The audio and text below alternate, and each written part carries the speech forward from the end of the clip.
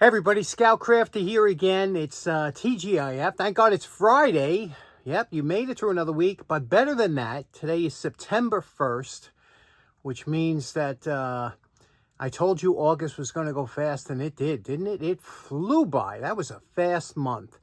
It was a good month here.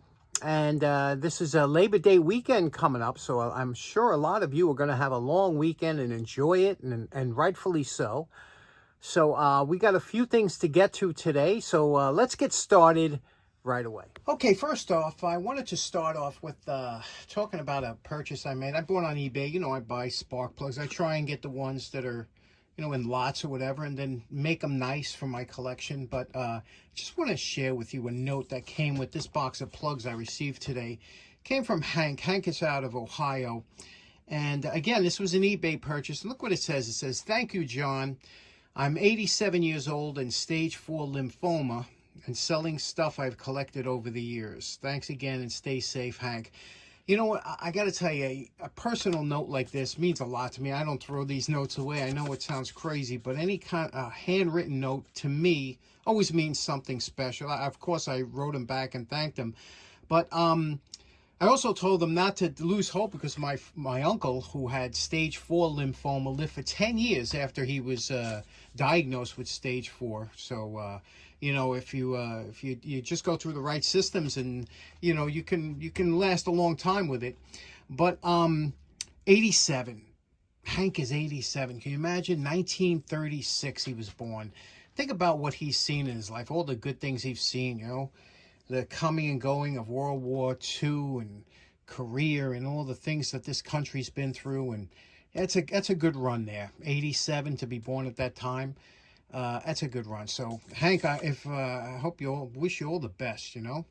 And it's always nice to receive a note like this. Anytime I do, it's cherished. Now, actually, I bought that whole lot because in that lot there was this plug here, and I was interested in this, and it was inexpensive. But you see here, this is a Wizard. See that? Twin fire plug. And look at that. And when it's twin fire, it's got 2 electrodes that come out there. You see that? The grounding electrodes that come out there. There's 2 of them instead of 1. So these plugs were popular for quite a time because, you know, and it's a number 35 made in USA. It's missing the cap. I want to make that real quick out of brass, just something that I could put. And it also has a bronze color to it, so it has a bronze appearance. It's just an interesting looking plug.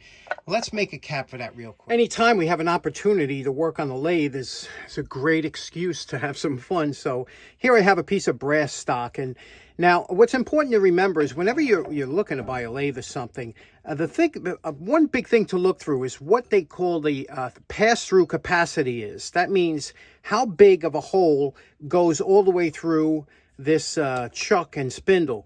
Now, some of them, like this lathe, has a kind of a small one, but it's still big enough to pass this through, so you can use big pieces of stock and just pass it through, you know, and work it as you need it.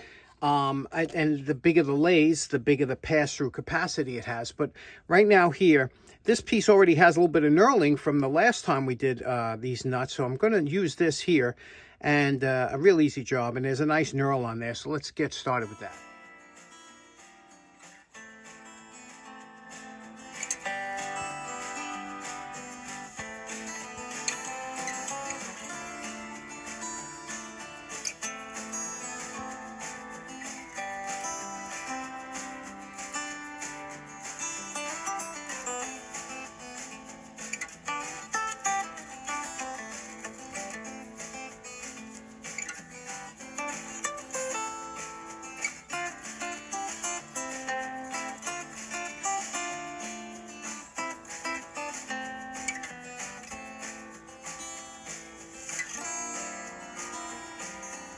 Okay, we're calling this project done. You can see this is the item that we made here.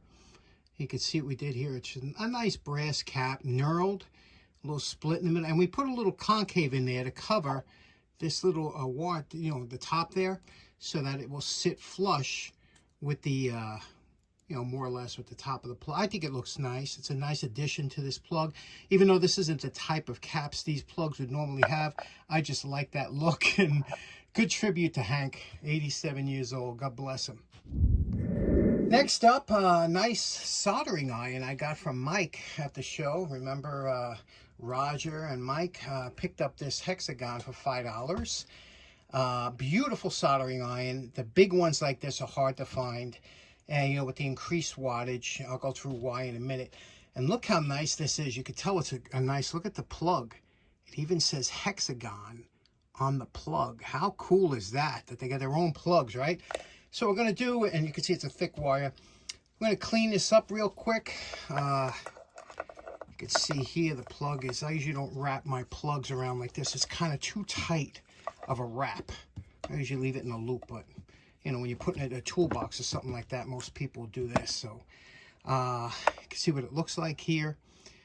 And you know, it's just got some grunge. They just get like that. We're going to make this nice, then we'll check out the wattage, and I'll tell you why these are so great. Here's our post-wire brush evaluation. You see we got most of the rust out of the knurling, and you know, there's still little bits of pitting and stuff on the on this Hexagon stock here, but that's just for thermal mass. So we'll see what we want to do. And now this screws off so that you can replace the caps. Let's see if we can do that. As always, I couldn't live with the pits, so I wound up taking it over to the belt sander and taking it down.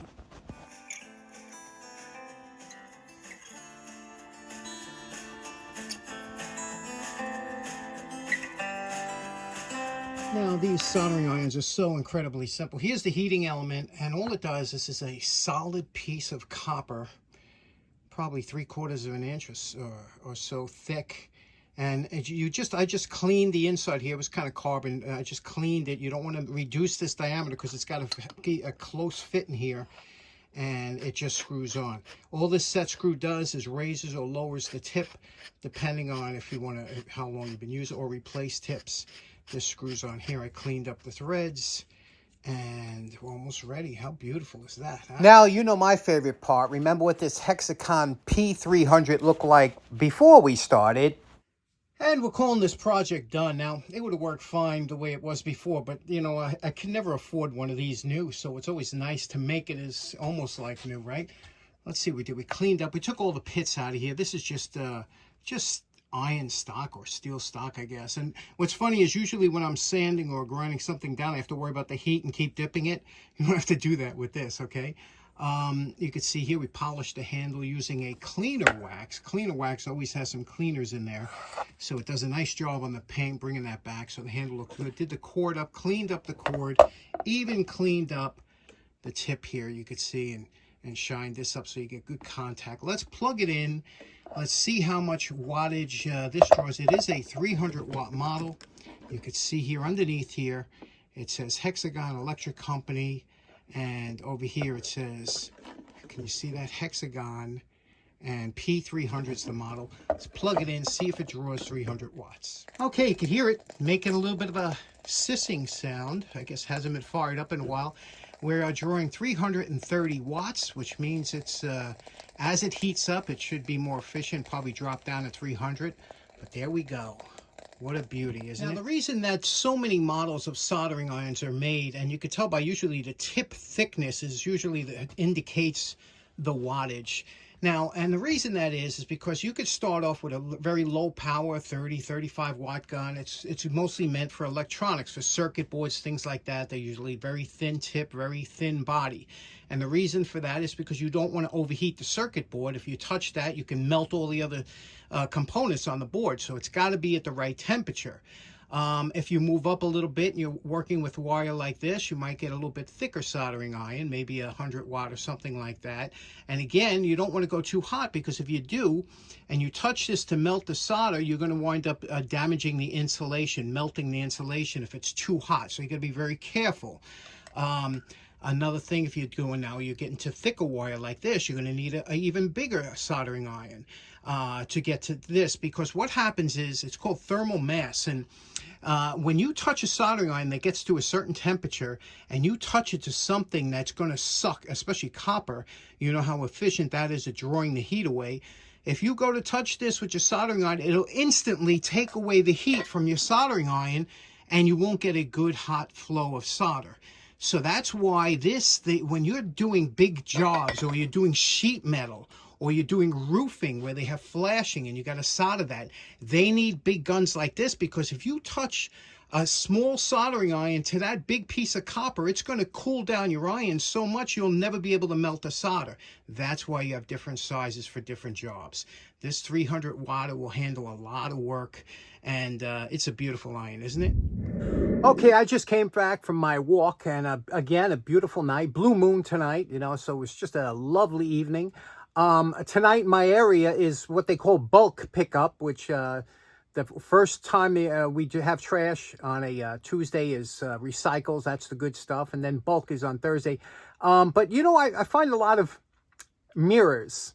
I found a lot of mirrors lately thrown out. And I always wonder with the sanitation, maybe Frank could tell me, if you always felt weird throwing a mirror in the garbage, because, you know, that's old, I'm kind of superstitious, and, you know, breaking a mirror means 7 years bad luck. So, and all the mirrors I find, they're all, you know, not broken. So I always wonder, like, if the sanitation guys are a little bit leery about breaking those mirrors, or they just ignore it. One thing I did see, you know, is furniture. I used to, when I was a kid, I used to pick up some of the drawers of dressers because I didn't have money for wood, nice wood. And there was always nice wood in the bottom of dresser drawers, like this beautiful clear birch wood. And, you know, I used to take the sides off and make birdhouses, things like that out of wood. So, but now I just leave it. But one thing I saw walking, look at this beautiful chair. This chair, it's leather, and it was clean. You know how hard it is to keep a white chair clean. I was looking at this chair, and I never wanted to sit in a chair so much just to try it out, but I don't do that. But man, I was thinking about that. It's like, that looks like a comfortable chair.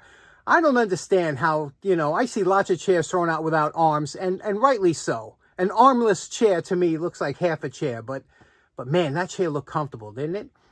Last up, I did tell you there was a couple things I got from the tool meet and I want to show you. So let me show you real quick. Okay, right now. First off, this was actually a gift from Roger, who always has great stuff. And Roger gave this to me. He said, do you know what it is? And I have one already, and I thought it was for cutting like composite type pipe, but he said for cutting cast iron pipe.